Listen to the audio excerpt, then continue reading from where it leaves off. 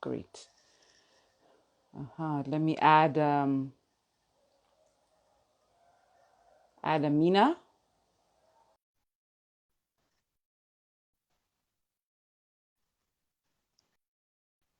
Great.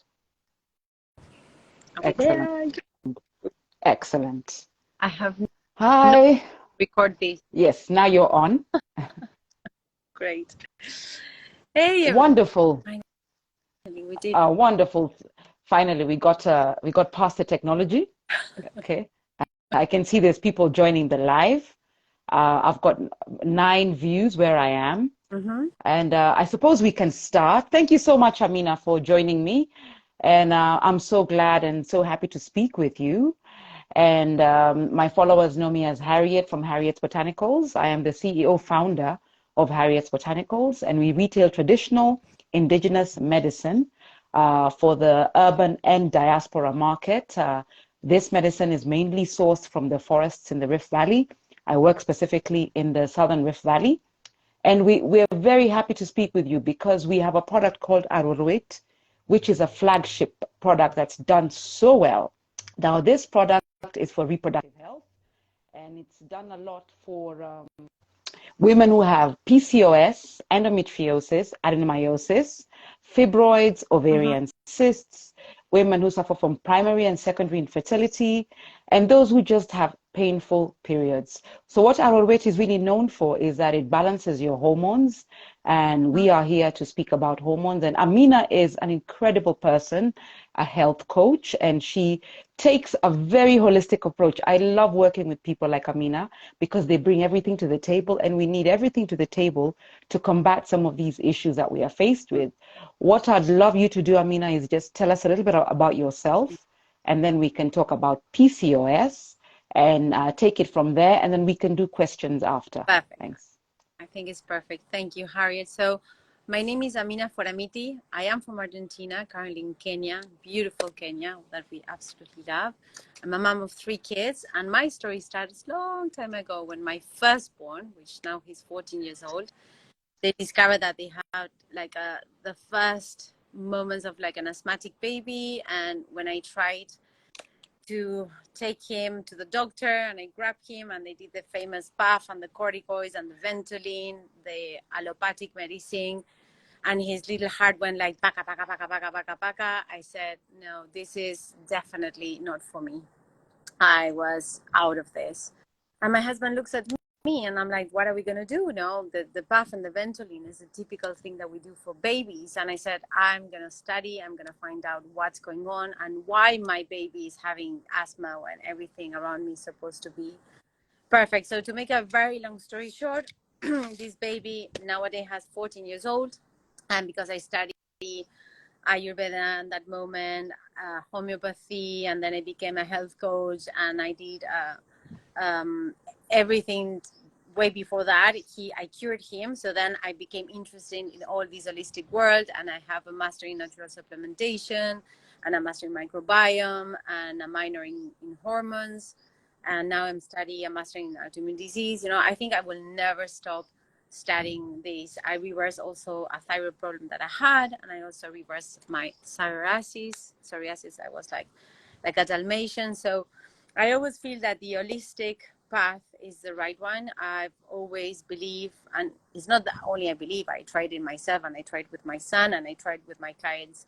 It's not that I tried now, I know how to deal with it now. And I see excellent results. The problem is that we are so used to have the magic pill for everything, and we think just with one pill we're gonna treat the root cause of most of our problems, which actually is a big mistake because the pill is just a bandage. The problem and the root cause is still there. So that's how I treat my clients. I treat them holistically. Yes, I don't just give them the magic pill. We try definitely to get into the root cause, and we do get to the root cause, which is most important. But it takes time. I always say your PCOS, your endometriosis, your infertility, your psoriasis, your thyroid problems did not happen last night. They've been there for a long period of time. So a lot of lifestyle changes you definitely have to do. And you can. I reverse thyroid problems for clients. diabetes. You know, diabetes is type 2 is reversible, and you can definitely manage it. Insulin resistant, metabolic syndromes, people that had also problems with fertility. I already have like 3 mamas on their way of getting pregnant, like you as well. And that gives me a lot of joy, and I laugh. And I think I'll never stop studying, ever, ever, ever. So Wonderful. that's a little. So tell us, we want to really get into the depths of what is PCOS, polycystic ovarian syndrome. We want to talk about the hormones that are associated and be very clear on the symptoms and how it then works with sugar and insulin. So I know a lot of people who are told that they have PCOS. Many times they don't understand what it really means. And there are people who come to us who are like, I have PCOS, can you help me? What does it really mean? And I'd like to understand it deeper myself. I'm not as familiar with PCOS as endometriosis, which I suffer from. I am estrogen dominant, or I used to suffer from. I don't suffer from that anymore. So we really want to get into the deep with PCOS first, Right. how it manifests and what it causes, what problems it causes, emotional problems, mental problems, spiritual problems, physical problems. I want us to get deep into that. Okay, Thanks. right. So let me start with a little intro. Polycystic ovarian syndrome sadly affects 1 out of 15 women. Yes, the problem is that by the time we realize we have it, sometimes it's what we call it a bit late. I never like to say it's a bit late because for me, diseases are reversible, as I've always said. But usually women find out that they have PCOS when they want to have a baby. Yeah, specifically PCOS, it happens in our times when we actually can get pregnant. And we usually find out when we've been trying and trying and trying and nothing happens. So that's like the main factor of having PCOS. The 3, I'm going to go deep into that. The 3 main hormones that play a key role into having PCOS. One is having high androgens. Yes, the androgens are a group of sexual High hormones. androgens. Androgens. Okay. Okay. Most of these things, what we could do, Harriet, is after we speak, I can just write them down after this post so me and people kind of like understand very well. Okay. So high androgens, these group of hormones play a key role in our puberty. Yeah, are the ones that kind of like they start getting into our period, our like that's when we get pregnant and everything. The other one is having low progesterone. The progesterone, just to give you an idea, it plays a key role in getting the walls of the uterus more fat. Yes, is the one that helps to create a little nest for that ovarian coming and having the implantation and the fertilization. Yes, is the one that when we have a period drops completely. So that's why it's important. That's why many people that has PCOS have very low progesterone. So that moment doesn't happen. And then it's linked to what we say insulin resistance. So the 3 main hormones, insulin, androgens, yes, and progesterone. High androgens, low progesterone, and insulin resistance. Yes, I'm gonna explain exactly what insulin resistance means, obviously, because it's more deep than that. What are the main symptoms that people start experiment when they have PCOS? The first one is weight gain. Suddenly you put weight. The second one is you've been trying to lose this weight for a long period of time. You starve yourself, you try different diets, you go to the gym and crazy, and nothing happens. That's one typical. Male pattern baldness, yes, like you start losing hair basically here, or you start having hair in places that it shouldn't be here, especially like the jawline. Yes, women start having a lot of hair around here, or in other places where hair shouldn't be growing as a woman. Yes, you become very aggressive. They say that people with PCOS, you are very aggressive. Obviously, it comes with all of the symptoms that are very rare. You have irregular or absent periods, basically. And as I said, the main one, the last one, and sadly is the one that many women realize that they have PCOS is infertility. They've been trying to have babies and trying to have babies, nothing happened. Then they go to the doctors and the doctor says, you have PCOS. Yes. This is linked and acne. Yes. Sometimes you are like in your 30s, you never had acne in your life, and suddenly you start having a lot of acne. That's also a big symptom of PCOS. Okay. So one question, is PCOS hereditary? You are. Because some people wonder that, you know, you wake up in the morning and the doctor tells you you've got PCOS. People are like, but why? You know, is Okay. it hereditary? Is it environmental? Is it Okay, something that's a that can very good. happen What later that you didn't start out with? exactly? What happens with things when you say that you inherit them? You think, oh, because my dad had them, because my grandmother had them, my mom had them, now I'm gonna have them. Nowadays, there's a fascinating study called epigenetics. It means by when you modified your environment, yes, environment meaning what you eat, your stress levels, your job, your career, like and what you put in your mouth, vitamins, but everything, you can modify the expression of your genes. So saying that you inherit something automatically because it comes direct from your parents is kind of like a lazy way of accepting a disease that it shouldn't be there, you know, basically. So that's why I say it's something you inherit, and I'm like, yes and no. So let me tell you to what is exactly linked PCOS so you understand. The first one is insulin dysregulation. And here I'm going to do like a very like stop like this. So I want to exactly explain to you what is insulin. When we talk about insulin, people think it's a bad thing. Oh, insulin, insulin. Insulin is a great hormone. It's created by the beta cells in our pancreas. When we start eating, the beta cells is like, whoop, we have some job here to do, guys. It liberates insulin, yes, into the bloodstream because as we digest, the food that we digest, it comes into our bloodstream like glucose, yes. In our body, we have three main storage of glucose. The first one, the brain. The brain needs glucose to do all the functions, yes. The second one is the liver, yes, our great detox organ, or the one that does the most of the detoxification. And the third one, and the most important, are our muscles. Our muscles are the greatest storage of insulin, yes, is where our mitochondria lives. The mitochondria are the guys that they make our energy, yes. But what happens when our three storages are like finito, no more? Or they are full? Yeah, So it's like because of the way we are eating and the way we are living, it's our storage capacity for sugar it's full. is depleted. It's full. Okay. So And what there are three happens? places that make this so they're saying there are three places that make this insulin: the brain, No, no, no, the liver. no. Uh-huh. The insulin is made and created by the beta cells in our pancreas. Okay? We start Okay. eating and insulin starts getting liberated in our bloodstream. The insulin will bind to the glucose molecules and they will like whoop to the brain, whoop to the liver, whoop to the muscle. And then it's like, oh, there's no more storage. Storage are completely full. Where do they go? Around our organs. Yeah, that's why people that are Okay. resistant, they had big tummies. Yes. So that's when our organs, they get completely surrounded by this amount of insulin and glucose, and actually they cannot do their proper jobs, basically. Yes.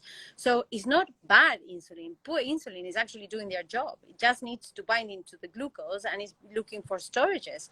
But because our storages are completely saturated, then it starts going, okay, I'm just going to put you here. I'm going to put you there. I'm going to put you around the liver. I'm going to put you around your kidneys. I'm going to put you around your heart. I'm going to put, like anywhere, yes, specifically around your uterus for women. So it starts becoming a completely mess. So one of the main So things you're saying the insulin can go around your uterus can anywhere. go It every stores itself everywhere. Okay. because your stories are full. What are they going to do with it? That's the problem of high. If you have high insulin, it means that you don't have any more storage. Yes, and sometimes usually it stays in the blood. That's why insulin in our blood is quite high because it doesn't know where to go. Yes. So what is the main thing when you have high insulin? You need to use your storage. And if I'm telling you that your number one storage is your muscles, what do you think you have to do? Exercise. Exercise? Exactly. Okay. I always say there's no healthy, skinny person that sits down the whole day. Oh, but he's skinny. He's okay. No, he's not. He's definitely not. So you can be thin, very thin, but you still have insulin around your organs and you don't know. So Like, that's why you have people who have diabetes type 2, but they're thin, as exactly. opposed to just the ones who have fat belly fat. Exactly. Okay. But our belly fat is also a big indicator that we are having insulin resistance, because remember our extra storage, the one that we actually do not want to store it, is around our belly. Yes, that's why Okay. insulin resistance is the first one. Well, the first sign of having problems with insulin is your liver. That's what is called the non-fatty alcoholic liver. Yes, it's sometimes you have the fatty liver, and it's nothing to do with alcohol. It's actually doing with insulin problems. Yeah. Then you have the second that we call insulin resistance. Yes, and everybody. Then you go to a diabetes type 2. Then you go to metabolic syndrome. And the last one, which now actually we are calling it diabetes type 3, is Alzheimer. Yes. So let's go. Just go through that again. Just say first you get the non-alcoholic fatty liver. Exactly. And then then the next one is diabetes type 2. That should be your first sign that something with insulin is not very well, no? Because it's not related to alcohol and you suddenly have it. Will there be a recording? Yes. I guess it will be a recording. Are we there will be. Okay. We are recording. I am just putting some notes on the chat so that people can follow. Okay, great. The second one is you have insulin resistance. Yes, that's why you say, oh, your insulin is resistant to getting to your storage. It's not you have insulin, you're just having too much. Yes, and we're gonna go why you have too much. That we're gonna go to that. The third one is a metabolic syndrome. Sometimes they don't come in that order. Sometimes it's like metabolic syndrome. And the third one, we always say, like after diabetes type 2, we call it diabetes type 3, and that's Alzheimer. Yes. So having problems with having too much insulin in your bloodstream, it means that, dude, you've saturated your storages. You need to go and use them. Yes. And yes, exercise is one of the key things for someone that has diabetes.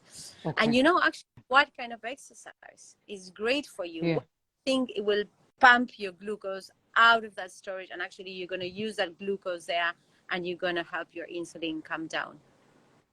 Weight. So you're saying exercise first? And weight. Exercise is your first point of contact. With weights. Weight training, strength training. Exactly. Go with that.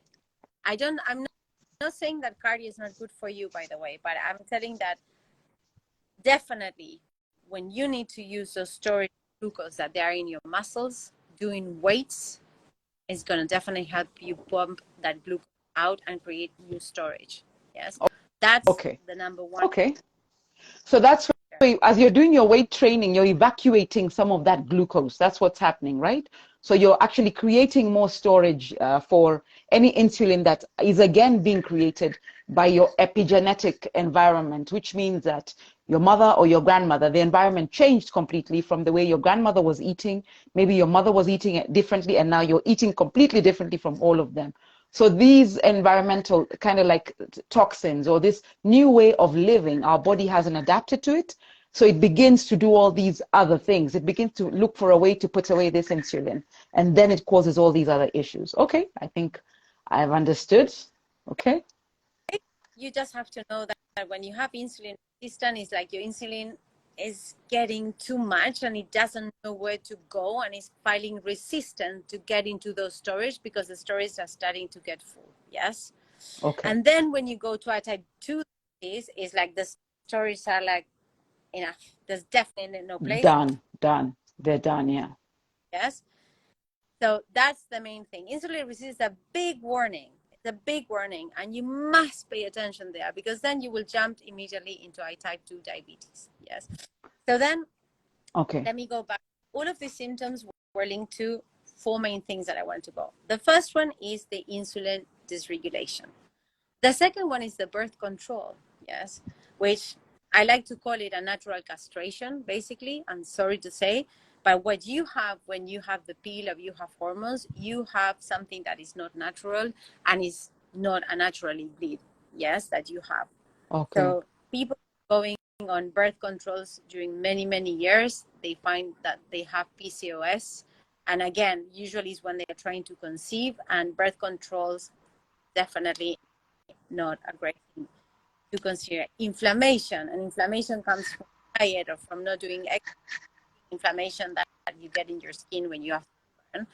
I'm talking about the type of inflammation that comes from the wrong type of diet, from the wrong kind of exercise, or not exercise at all, like being stressed, also that creates inflammation.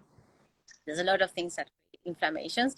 And the last one that is linked to is nutrient deficiencies. Yes, I'm going to talk about some of the nutrients that you should be like having a must on them. But sadly enough, the cause, the exact root of PCOS, that's why I name all of them, it's unknown. Yes, every woman is different. Every health coach, we consider something that is very important, it's called bioindividuality. Yes, my PCOS is not going to come the same as your PCOS and vice versa. Maybe my PCOS is because I'm super stressed and my androgens go like crazy enough and blah, blah, blah, blah. Maybe yours is because you're having a really bad diet and insulin resistant and blah, blah. So not every So this is something I really always want to reiterate, because when women come to us with some of these issues, a lot of them feel like somehow it's their fault. And that's why I say, is it genetic? Some people say you have the wrong genes, or they come with a lot of shame and a lot of, feeling as if somehow they have been selected through some random selection, that these are the people who are, because infertility has a lot of stigma attached to it, right? So it's one thing to say I have painful periods because of PCOS. It's another to say I'm infertile because of PCOS. I mean, it just has a very strong negative ring to it. And because people don't talk about just these natural factors, these environmental changes. I love the fact that you use this word epigenetics. I mean, so people can go and, learn more about what's really happening to them and be able to sort of synthesize and take out the stuff that they can't change and then work with what they can change. And you've mentioned strength training. I love that you've said that. The fact that also you might be skinny, but you're not healthy, so still get into some exercise anyway. If not strength, even cardio helps a little bit, because as the way we are living now, we want to all, like literally all of us, men, women, children, because now we have diabetes, developing in young people. So we want to all develop this way of like evacuating sugar out of the system and helping us. Yeah. Diabetes is a very like disease. Year after year, diabetes is everywhere. We usually thought that, when you get diabetes, when usually diabetes type 2 was starting to kick was when you were reaching your 40s. Now diabetes, you can see it in a 15-year-old. As such, exactly. I think they even have a name for this young diabetes. I was trying to remember, not infant diabetes, but they have a new name for people who are young, who are getting it. And I just like call it, diabetes type 3 is the Alzheimer one. Diabetes type 2 was supposed to be in your 40s. Young BTs, they say when they're like teenagers or things like that. But basically, it's having diabetes, having the wrong kind of diet, the wrong nutrition deficiencies, and what we were naming now. So I can give you, talking about the nutrient deficiencies, there's two main that I just want to stop here and mention them because they're very important. One is the one that we call the period vitamin, and that is vitamin D. Yes. Vitamin D. Okay, I'm going to put it in there. It's the one that plays a very important role in all our reproductive system, is the one that plays a key role in our period. And if you're going to supplement, a part of obviously always go on your healthcare provider or practitioner. When a drug is a fat soluble, so great that you drink it, those fats, so it absorbs much better. But the most D, it has to be D3 because D2 is synthetic and our body doesn't absorb it properly. Yes. If you tell me, okay, so tell us a bit more about this vitamin D3 and where you can, the natural sources you can get it from. You can get it from egg yolks, you can get it from milk and nut milks that they are fortified, you can get it from beef, you can get it from fish, tuna, mackerel, sardines, even get them. What else? I'm going to put afterwards. I think that would be great for everyone to have these sources. And the second one, which plays a big role for PCOS, I think we lost you, Harriet. Are you there? Yes, I'm here. Yes, it's just with the weather, I'm suddenly surrounded by ants.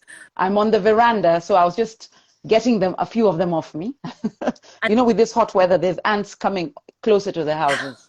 But yes, we can continue. You haven't lost me. And then the second one, and it's also super important because it's a cofactor of many enzymes and many things that happen in our body, is magnesium. Yes. And we are Okay. a bit of magnesium. Our body is incredible how many of us are completely depleted. So a great source of magnesium is green tea. Yes. Okay. Leafy greens are absolutely amazing with that. Seaweed is a great source. Yes. Like the spirulina. I love spirulina, and now I'm lucky enough to be in Tiwi. And that And also includes your chlorella. Is chlorella part of the seaweed group? No. chlorella and spirulina. But I'm here. I'm gonna talk about a little thing. Is spirulina made here in Tiwani, and we have a very high quality spirulina. We're lucky enough here in Kenya to have it. So Okay. I hope people need a good spirulina. Obviously, seeds and nuts, they contain it as well, and beans. Yeah, beans contain a good source of magnesium. And when I mean that is a Okay. cofactor, magnesium helps other vitamins also do their proper job. Yes, so two main nutrients here: vitamin D, and let's put it as vitamin D3. Vitamin D is linked to our period and our fertility and all our cycle. Is what we call the period vitamin. And it's also great for the immune system. Basically, now with so many diseases and influenzas, and I don't want to say the bad all of it. Okay. But really, really, really key. Yes, absolutely. So I So will okay, so if you could tell me, you said that they can get spirulina from Tiwani. yes. Could you say that again so that they can know they can It's get spirulina from T1 TI? W. Tiwani is a company or a brand? It's a company here in Tiwi, which, well, no, Tiwani is the brand, obviously, of this company. Okay. Yes. The brand. Okay. They Good have spirulina. excellent quality of spirulina. Yes. Okay. Excellent. So are you recommending spirulina only for PCOS or anybody who's going No, through any of spirulina. these issues? I don't want to recommend for everyone. Now everybody goes and drinks spirulina like Yes, crazy. like if you And have endo, is spirulina also good for you, for instance? spirulina, You know? my goodness, it has so many options. But one of the things that also is great is for people that have thyroid problems. Yeah, it contains a very high amount of iodine. Iodine is the essential trace mineral that we need for our thyroid to actually function properly. Yes, and that's like the number one. Okay, Then yeah. it is a vegan protein, so people that are vegan can actually have spirulina. It comes from the sea. It's an algae. Yes, that's spirulina. Okay. That's why we call it a superfood, because superfoods have to be bioavailable. That's the main thing. They Okay. like, oh my goodness, I have to spend a fortune to get it. As you see, Tiwani has spirulina that is very affordable. You should be a little bit like, when they give you these superfoods that are like super expensive. Superfoods should not be expensive, and they should be bioavailable Okay. from the environment, like naturally. No Now combination. I have a question about another supplement like what about moringa? Is Moringa, moringa moringa is great. good for magnesium? Yeah, it is. Basically, if you think green, everything that has contains green, like that's why I named the leafy greens, Okay. they contain an amount of magnesium. Yes, they're really, really good. Moringa is a plant. Yes, the main thing of moringa is great for insulin resistant, and great that you named it because it actually helps with your blood sugar levels.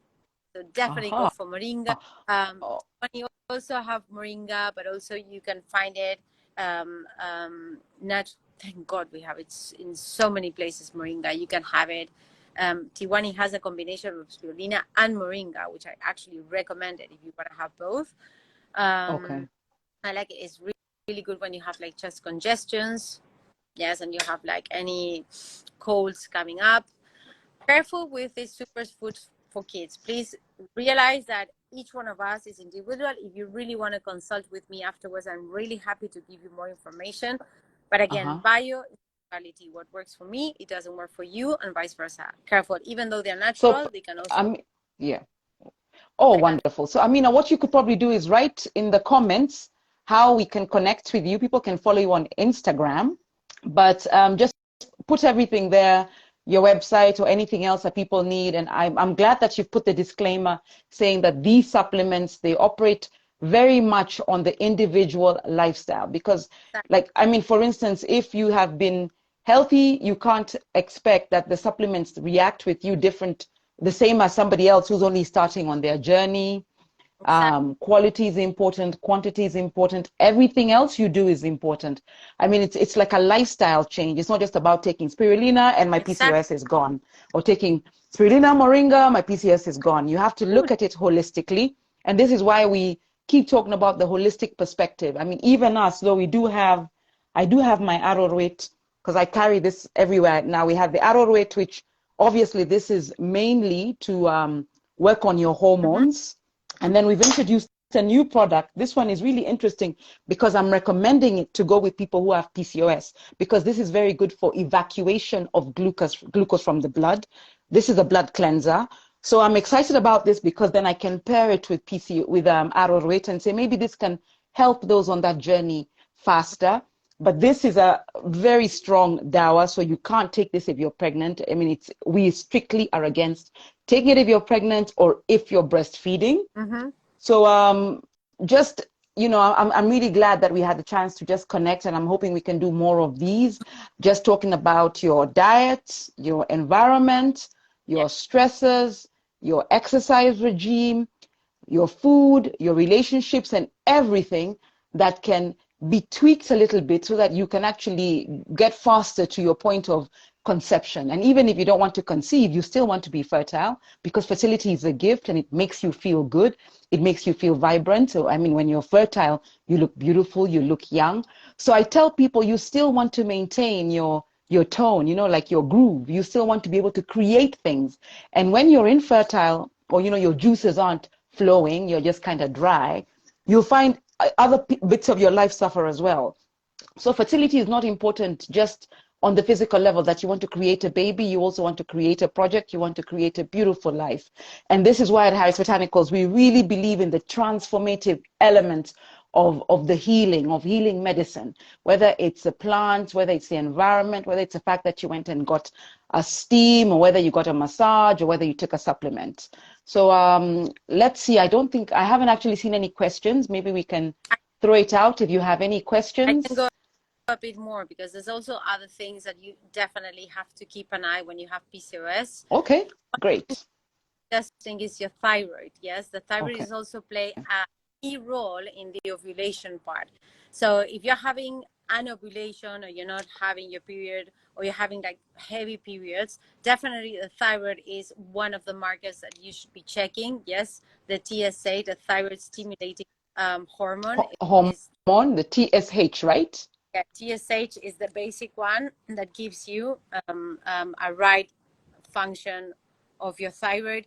Another one that definitely causes, and I say, like, go and just check it. You know, it's so easy here just to get parasites and bacteria and worms. Do a stool sample and realize if you have candidiasis. Yes, candida is a yeast that usually stays there, and it does interfere with our gut pathogens, and also the gut is related to our thyroid and with our brain. So it's also part of one of the things that you should be testing and consider it. And the other ones, but not the least, is the famous endocrine disruptors. Yes, these are things that the effects that estrogens do in our body. Yeah, the famous preservatives, for example, when that's why I'm always saying, please try to eat organic. Organic is so important for you to eat. And people says, yeah, but sometimes eating organic is more expensive. And I'm like, yes, but the bill from your doctor when you get PCOS is way much higher than just having more organic food and better quality products in your plate, you know? And for example, it comes from insecticides, it comes from fruit, from preservatives, also makeup, also cream that we put. You know, when you are low in progesterone, one of the main things that they give you is progesterone in a cream. So imagine how much our skin can actually absorb. Yes, that's the with good progesterone is a cream. It's crazy, no? So that's why I say careful what you put also in your face, in your makeup. That's it's not a fashion to have makeup that is organic or it comes with like beautiful sources. It's because your skin is a big organ and definitely gets into these endocrine disruptors. Yes, you could be creating more estrogens just by putting creams in your body. How crazy does that sound? Aha. No. So yes, this is something I think that people are finally beginning to understand, why it's so important to treat your skin. Your skin is the largest organ, right? So everything you put on it, because this is why we had an issue with skin lighteners, because for anything to change the tone of your skin, it means that it's definitely doing something with your hormones. So we talk about like chemicals in the hair, or trying to live a more natural lifestyle and looking around you, thinking about what's in my cream. I mean, we're all going natural now. Our creams are all shea Yeah. butter, body butters that are made naturally, 100% essential oils. These are now available and they're not expensive, because the world is now moving towards wellness, especially with COVID. People had a scare like, oh my God, I have to think, I want to live well. I don't want to spend all my retirement money on me, like on me in hospitals. I don't want my children to spend their money when they're young on me in hospitals. So it's no longer a controversial conversation. It's actually true. A lot of the big brands are also going natural, meaning having natural ingredients in their products. And it's wise, whenever you pick up a product, just read the ingredients. I mean, that is how you begin to become aware of what you're putting into your body. Read the ingredients and Google all of them, right? And then say, is this good for me? Is this good for me? Okay, X, X, X. I need to find a I, brand that I, supports my wellness, that supports my fertility. yeah, a part of the Okay. ingredients, when you get into these boxes and they have 1,000 ingredients and you have ingredients that you cannot even pronounce, stay away from that. Okay. Those are the ones actually do not want.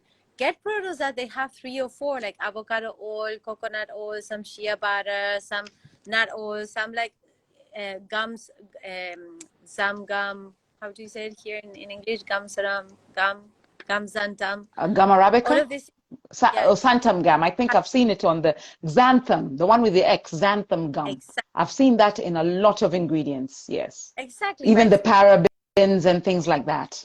Only 3, 4 ingredients. You don't need more. You don't need like 1,000 ingredients. But anyway, so Well, you let just need me the oil. There's two questions. One is for you and one is for me. So yours is, do ovarian cysts ever go away if you have PCOS? I have a question asking about something about severe pain when you're on arrow weight in the uterus and fallopian tubes. And maybe we can take the conversation offline for this one, because really depends on which bottle you're in and what you're struggling with. Sometimes the detox can be a little bit intense if it's happening rapidly and there's lots of cramping happening in your tubes and around your uterus, even with fibroids, when they are, especially with ovarian cysts as well, can be very painful when they are being squeezed as the coagulants are being removed from your womb. Okay, there's a question for you, Amina. Sorry, I had to go really quick. So yeah. people mix up ovarian cysts and polycystic ovaries. I think people mix the two up, right? But as far as I know, those are two different things, right? You don't have to have PCOS to have an ovarian cyst. You know what I mean? And vice versa. So I think No, it somebody is says, I think she means, can can can your right. cysts, can they go away? Can the ovarian cysts go away if you have PCOS? You know, is Mm-hmm. everything that we're talking about and everything that I mentioned before. Yeah, good diet. Yeah, get out of your sugar. One diet that I've seen in my practice that it does work with people that have PCOS is the keto diet. Keto diet, right? Bio, it's bio individuality. I just name it, but you have to helps you, that actually controls you, because I also seen major disasters with people that comes on a keto diet because it can disrupt your thyroid as well. So if you manage it and you actually do it the way that it has to be, keto diet is the one that is 75% fats, 5% is carbs, and 20% protein during the day. But then you have to know exactly how you have to combine it, do it. Another one that does really works is intermittent fasting, that it really helps for insulin resistant, and it does help for PCOS. Remember, PCOS is linked to insulin resistant and too much insulin in our bloodstream. Somebody said, speak up, your sound is low. Amina, your sound is low. Sorry. Yeah. Oop, I'm going to put myself much closer. So I was naming the keto diet, which is quite And good. then the intermittent fasting, you said it's also very good. It's very, very good. At night, people, you have to understand that as we go to bed, one of the things that happen is also our body is like, it's kind of like shuts down. And the only system that at night is turned on is lymphatic. The lymphatic system is kind of like the guys that they come and they do the cleaning. They clean everything that's been going on. That's why the lymphatic system are immune cells. That's why you make a fever at night. You know, how interesting is that? So when we go to bed, try not to have humongous amounts of meals, because the digestive system should be turning down. Yes, should be like, ooh, should be also turning off. We should not be doom digesting the whole night. We should let the cleaner do the proper job. So if you have big amounts of carbs, unless you are like a high sport guy and you need these specific diets and things like that, try for someone that has PCOS not to have high amounts of carbs at night, or basically no carbs at night. But you can have water. Okay, so let's see, if you are, let's say you can have water. Can you have a natural fruit juice? Let's just go over what you cannot have. No. Okay, you can have water, right? And you can have green tea.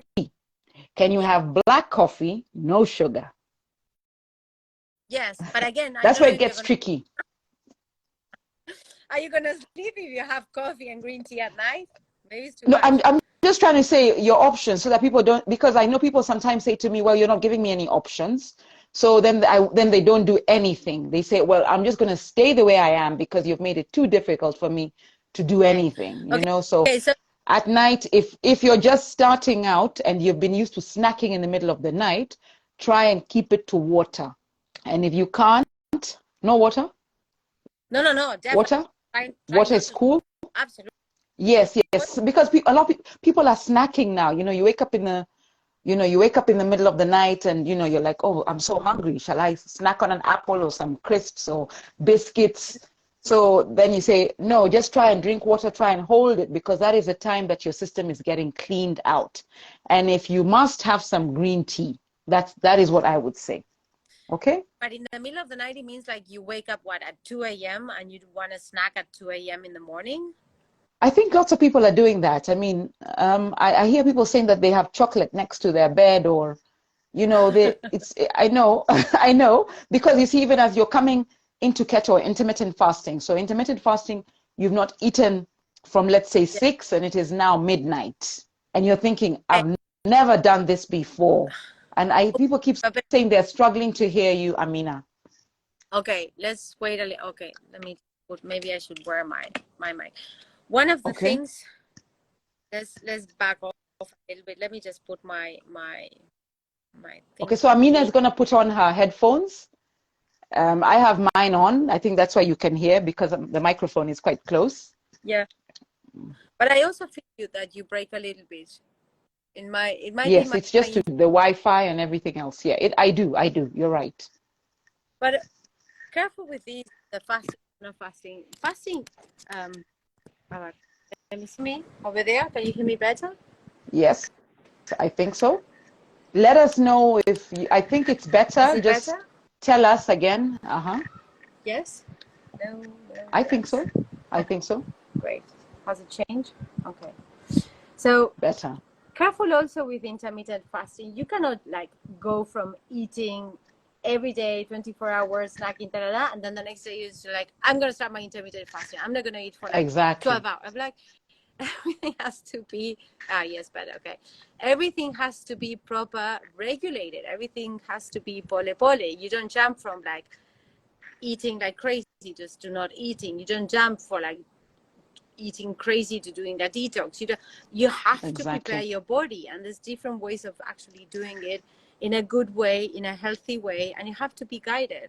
So when I'm telling you intermittent fasting works, it works for people that actually had someone, a healthcare provider, or they came to my practice and they realize how to do it. And I take someone that starts with intermittent fasting for them to do a proper fasting of even 16 hours, it might take me like 1 or 2 months. Yeah, it depends on what they've been doing before they come to me, and how can I guide them. It's not that easy to jump into intermittent fasting just like this, you know. Exactly. So this Everybody's is speaking exactly about what I'm the trying to same with say. keto diet. Yes, the Yes, same this with is what I'm keto trying to say. If diet. you've just Keto been diet, having, yeah. if So you're having an ordinary diet, you're eating 3 meals a day, you're eating late at night, you wake up in the morning and by 6 you're already eating and you've been snacking. You sort of can't go straight into keto diet or intermittent fasting. And even within the keto diet, there's intricacies. Like when you have your fruit, the fruit that you can have when you're doing keto is very different. For instance, you can have blueberries, but you can't have too many bananas, and also how you mix it in. So this is why it's very important, so you don't get fed up and frustrated. You really have to understand how all these diets work and how you will integrate them into your lifestyle. But also it's very important, what is the goal for a diet? Keto diet is a tool that we use as therapeutic for someone that needs to reach a specific goal. If you have PCOS and obviously you're having problems with your insulin, even though bananas can be allowed at some stage, maybe if you have PCOS and insulin resistance, I wouldn't give you a banana. But it's also the main goal that you need to reach. How the keto diet is going to be done for you. It's not the same keto diet for me than for you. Yes. Yes. That's what I keep saying, that people just have to understand the lifestyle change won't happen overnight, but it's hugely beneficial to your own wellness, etc., or fertility goals or any other goals. Exactly. Okay? Yes. So let's wrap up, because I think Instagram only gives us 1 hour, and I don't want people just to think that we talked a lot about brain phase. Let's go back to what is PCOS. PCOS is obviously polycystic ovarian syndrome, and the 3 main hormones that play a key role here. Usually you have high androgens, yes, the ones that are part of our puberty. They're a group of sexual hormones. Then you have very low progesterone. Yeah, remember, progesterone is the one that makes our little nest for the baby to start. For the baby, the fertilization, yeah, and that's the one that when you have the period, it drops down, yes. And these are the 3 main hormones: androgens, progesterone, insulin. Yes. Okay, insulin is the third one. Androgens, progesterone, and insulin are what you're working with PCOS. Okay. Now you're breaking up. Is it me or? No, I think it's. Yes. Some of the main symptoms, as I always said, like sadly enough, we always find out that we have problems with PCOS when we are trying to conceive and nothing happens. Yes, and then the doctor says infertility is the first. Okay. Infertility, yes. But there's other symptoms that take you to like realize maybe a bit earlier that not when you're trying to conceive, it's when you have weight gain, when you have weight that you've been trying to lose for ages and you try diets and different workouts and it doesn't work, when you have weight gain, male baldness. So the male patterns balding is happening. It's happening for women, not just for men. Even though they call it male patterns, for women. So you start losing hair in the middle here, okay? Exactly. Then you start gaining weight in places that and then you have hair here. Hair specifically in the jawline, yes, and in places that you just don't want them over there. Yes, that's too much. And then you have hormonal acne. Acne is also another very typical indicator. Obviously, the irregular or the absence of periods, that also plays a key role, and also very, very heavy and painful periods. Yeah, so these are the main and important symptoms that you have to watch out. And you're like, ooh, if this is going on and going on and going on, go and check with your doctor, because you might be. What is it linked, all of these symptoms, to 4 other main things. One is your insulin dysregulation. Insulin is going like nuts and crazy. The other one is the birth control pills. Careful, women, that you are all the time with like birth control and birth controls and birth control forever and ever and ever.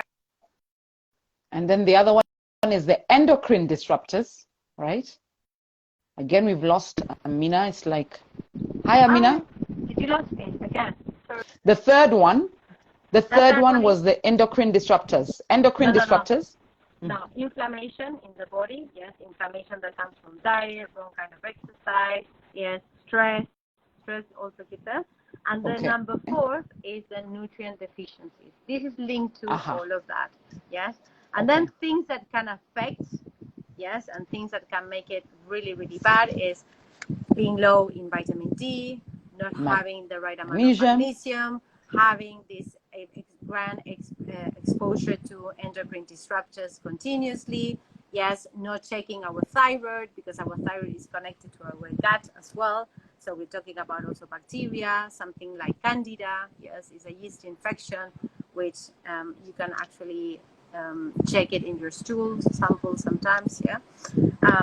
I'm just going very quickly One to other everything that question we've been talking about now what about maca and ashwagandha? Okay. And CMOS, because these three, everybody has been talking about them as supplements for infertility. Okay. So maca is, for me, is one of the greatest one for fertility, PMS, and any syndromes that has to do with our reproductive system. Yes. I will definitely recommend maca. Maca is another superfood. Remember, bioavailable is something that comes from nature. It doesn't contain, as like, please don't start taking maca with with omegas, with that. Maca is maca. Yes, maca is a root that comes from Peru, and that's it. Yeah, it's that as simple as it goes. And what usually maca is used because it kind of like gets into your sex drive. It's like, it makes you more. Yeah. Yeah, so that's why it's also used during menopause. For that reason, it's one of the fastest selling supplements. How about CMOS? Wait, sorry, you said ashwagandha. Maca, ashwagandha, and CMOS. Yeah. Okay. Ashwagandha is great because it contains it's an adaptogen, and the great thing about ashwagandha, it helps with your stress levels. Yes, so it's great for people that are super anxious, that are or like depressed. It's very, very good for people that have thyroid problems as well. So ashwagandha is definitely one that is really good. And CMOS, I don't use it much here because I do not get CMOS here. Do you get it? I get it imported. It's very difficult to get, actually, but it's one of the ones that our clients are reporting great results for, the ones who can get them, and we are trying to get them as part of our supplement package. Yeah, I prefer to give spirulina because it's also an algae, and it helps with your thyroid. It's 100% protein, vegan protein, so I can, to many of my clients that are vegan or vegetarian, anyone can have it. Obviously, I check if you have hyperthyroidism, it's a no. If you're hypothyroidism, it's a yes. So usually people that have PCOS, they have hypothyroidism if they have which means their thyroid is underactive. Exactly. It means their thyroid is underactive. Exactly. Okay. Exactly. Yes. Yeah. So I prefer not to. What else? Green teas are great. Mushrooms are amazing also to help with people that have PCOS, specifically reishi mushroom, which is another adaptogenic. Are reishi mushrooms easy to get here? So you don't mean the regular mushrooms, you mean the medicinal mushrooms? Yeah, medicinal mushrooms that they usually come in powder. And they are very earthy, you know, it's not a bad taste. Spirulina, I put it in the smoothie, and if you put a little bit, it doesn't affect me at all, like the taste. But if you need, if you're like, don't like the algae smell, you know, like the sea smell, you can have them in pills and combine them with moringa. So those are kind of like the superfoods that I would recommend for someone that has PCOS. Again, please, if you have any questions, remember, each one of us is different, and I don't know what are the things you could be having or what problems you currently be going through. So every of us is very specific and very different. Bio individuality, what works for me doesn't work for you, and vice versa. So just consider asking someone about it, because everybody thinks that superfoods are like there and you just like can get them from the counter and but they do have, for example, I would not give a pregnant woman moringa. Okay, that is good to know. Something that our followers definitely need to know. Okay, Well, I think we've covered a lot for the first one, and thank you so much, because it's exactly 3 minutes to 6, and they might just shut us down. Yeah. And we want to thank everybody who joined us, and the recording will be available. And Amina you can follow her on Instagram, and from there get more details. And she'll post in the comment section her details, her website, everything else. And then here's to more of them. Amina, thank you so much. Thank you so much, everybody. Absolutely. Thank you, Harriet. It was Asante. a pleasure Thank today. you. Bye, guys. Pleasure. Hope you Amen. enjoy. See ya. Ciao, ciao. Bye-bye. Bye.